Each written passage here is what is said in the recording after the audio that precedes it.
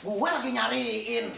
Hilang. Tadi katanya mau beli makanan buat sahur, kagak ada. Mestinya ajuda tuh tempel terus. Gue ikutin. Lu yang meleng kali. Bukan dia gue ikutin, begitu negong dikit gue negong kagak ada, jadi kayak babi ngepet dia. Iya, pas ditegongan hilang. Hilang di tegongan. Ibu Era udah nyariin. Iya gimana nih Mas Opi? Aduh urusan kita kan harus beres karena kan saya mau berterima kasih dulu gitu biar semua urusan lancar gitu loh.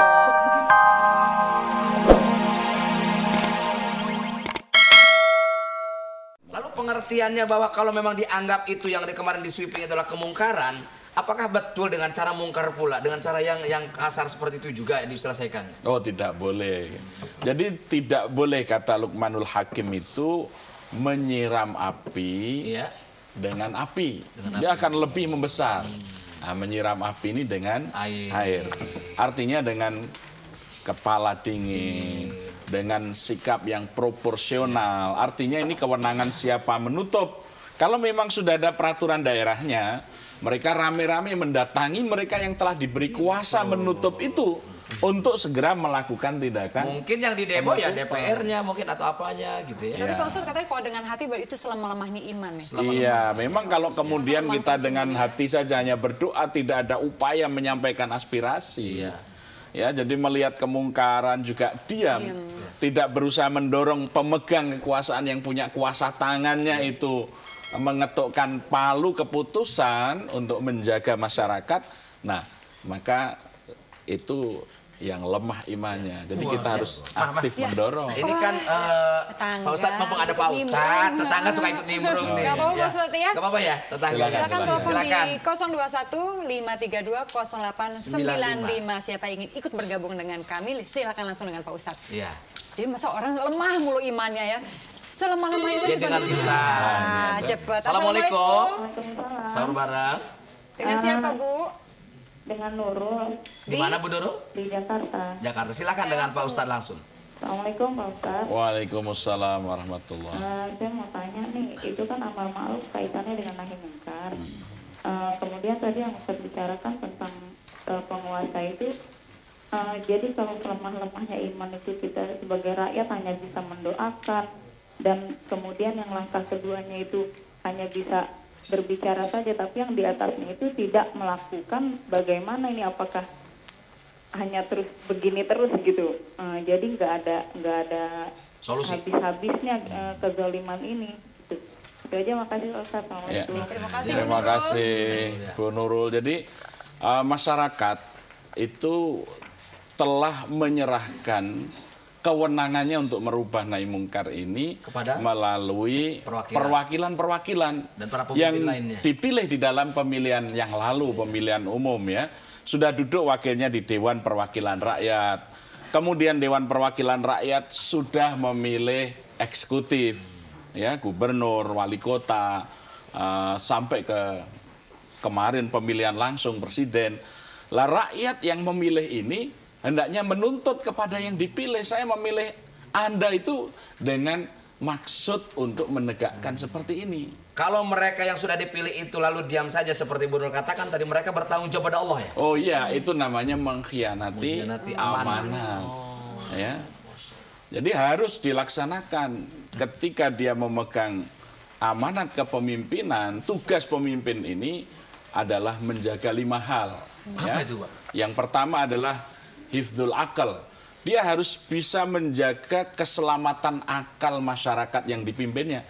Jadi segala perbuatan yang merusak akal seperti narkoba, minuman keras, itu harus berusaha dikurangi. Iya.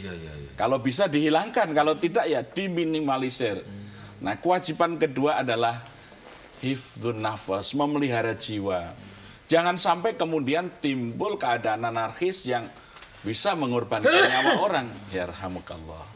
Jadi kalau ada seorang pemimpin, kewajibannya jangan sampai ada terjadi pembunuhan. Jangan sampai ada orang yang saling membunuh, saling menganiaya. Karena tugas pemimpin adalah melindungi jiwa rakyatnya. Yang ketiga adalah hifdzul mal, menjaga harta dari rakyatnya. Jangan sampai kemudian tidak terkontrol ada orang merampas harta orang lain. aja gitu Pak ya. Ya, jadi harus diatur keamanan itu supaya tidak ada perampasan terhadap harta yang dicari dengan cara yang halal. Tapi itu kan biasanya nih Pak Ustadz, yang pemilik hiburan ini alasannya karena dia kan membiayai atau memberi makan banyak orang karyawannya. Itu bisa diatur dengan peraturan daerah. Jadi mereka bisa buka ya 11 bulan. 1 bulan mereka ini libur, gajinya diatur ya. Jadi dibuat peraturan daerah. Kalau perlu pemerintah daerah memberikan subsidi untuk karyawan itu atau dialih tugaskan selama satu bulan itu. Jadi saya kira kita perlu berpikir. Kalau pemerintah dan para wakil kita mengambil alih tanggung jawab dari masyarakat itu, mengurus betul sehingga rakyat tidak ikut menjadi hakim sendiri. Iya. Kadang-kadang itu yang dimobilisir itu mungkin juga dia tidak mengerti. Kemarin kita lihat tetangga di televisi kafe dalam keadaan tutup juga dirusak juga gitu. Itu Ya. juga masalah gitu kan. Itu karena mungkin dia tidak mengerti ya. bukan sekedar tidak mengerti ya. Kerumunan massa ini tidak bisa dikendalikan. Jadi sangat emosional. Jadi memang mengendalikan massa yang berkerumun, apalagi dia dalam keadaan semangat untuk melakukan sesuatu, ada simbolisasi perjuangan di situ. Ini bisa menimbulkan militansi yang tidak pada tempatnya. Nah, oleh karena itu, mestinya sebelum ada aksi dari masyarakat ini, yang bertanggung jawab lebih dahulu harus melakukan tindakan. Jadi jangan sampai keputusan itu hanya di atas kertas. Waalaikumsalam. Oh belum toh? Pak Ustadz, padahal dulu Pak RW gimana? Nggak punya rumah tuh kita. Bapak kadang-kadang wah. Perasaannya ada yang ngomong assalamualaikum. Pak Ustadz sekali lagi. Dulu pada Rasulullah itu kalau menegakkan amar ma'ruf nahi mungkar tidak pernah dengan kekerasan Iya, ya. bagaimana? Selalu mencontohkannya ya. Ya, Apakah contoh zaman Rasul pernah dicontohkan misalnya menghalau kemungkaran itu dengan cara yang merusak juga gitu? oh tidak. Jadi kalau di dalam zaman Rasulullah SAW itu tentu ya, kalau mereka diajak berbuat baik menolak, ya, dicegah berbuat mungkar menolak, maka diberikan dia peringatan lebih dahulu, ya. Dan Rasulullah SAW ini juga memegang kekuasaan di masa itu. Jadi dia bisa mengendalikan bagaimana melakukan penindakan itu dengan cara yang baik menurut peraturan yang sudah ditentukan. Jadi kesimpulannya, kalau memang itu dianggap kemungkaran, maka basmilah dengan cara yang ma'ruf. Dengan cara yang ma'ruf. Tetapi yang lebih perlu ditekankan bahwa eksekutif dan legislatif itu harus bisa menyerap rasa keadilan masyarakat. Jadi ma'ruf itu penting sekali. Penting sekali. Jadi Pantesan jadi menteri Pak dalam. Ustadz diminum dulu Pak Ustadz, silakan Pak Ustadz. Ya, terima kasih Pak Ustaz.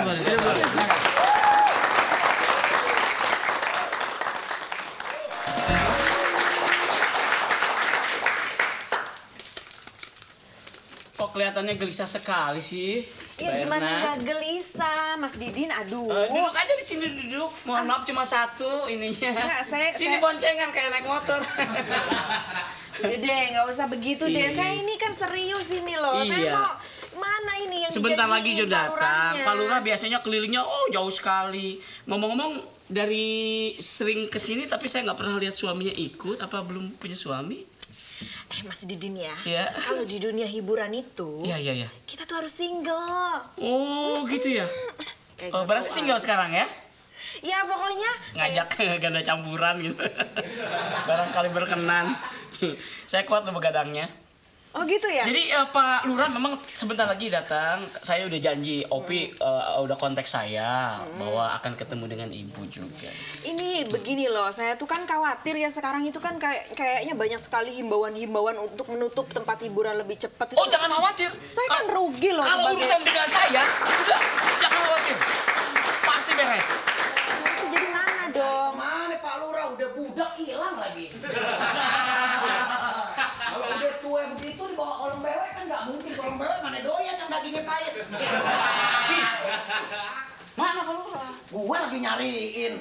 Hilang. Tadi katanya mau beli makanan buat sahur, kagak ada. Mestinya ajoda tuh tempel terus. Gue ikutin. Lu yang meleng kali. Bukan dia gue ikutin, begitu negong dikit gue negong kagak ada, jadi kayak babi ngepet dia. Iya, pas ditegongan hilang. Hilang di tegongan. Ibu Era udah nyariin. Iya gimana nih Mas Opi? Aduh urusan kita kan harus beres karena kan saya mau berterima kasih dulu gitu biar semua urusan lancar gitu loh. Begini aja deh, begini Ya, aja. tadi waktu jalan, yang duluan jalan siapa? Yang Pak duluan Lurah? jalan Pak Lurah, gue di belakangnya. Belakang. Dia negong, gue negong, kagak ada. Ngerti Mbak Negong? Negong itu ya yang Ngepot mbak, negong, bukan yang itu. Oh nungging gitu ya. oh lain, negong pak. Subuh-subuh Begitu. bilangnya suka begitu jadi keringetan saya. Jaketnya lepas kalau keringetan. Emang begini aja, begini. Apa yang mau perlu disampaikan sama Pak Lurah, lewat saya aja sebagai ajudan. Tuh, udah langsung aja nggak apa-apa. Oh gitu. Oh sampai Bisa. aja. Oh bisa ajudan. Loh, tapi saya sebenarnya mau ketemu langsung nih sama Pak Lurahnya. Dianggap aja satu persoalan yang again tomorrow gitu kan gampang. Maksudnya ngerti Mbak? Bisa besok katanya. Bisa besok. gitu. Dalam hal ini kan ya apa mungkin Mbak kurang desik $1 million man kan? Oh, kalau soal Desin, jangan laba-laba nemplok di mana begitu kan? Urusannya sama saya aja. Bahasanya yang biar ngerti dia. Dia justru kepengen langsung ketemu Pak Lurah. Iya. Tapi sebenarnya nggak masalah Nggak sih. usah Pak Lurah. Pak sama Lurah saya itu aja. ibaratnya dua hati yang sudah menyatu. Udah gampang, cuman Lama-lama persoalannya juga tinggal keturunan budaknya aja. persoalannya cuma dua, yang satu dengar, yang satu enggak, cuman begitu doang.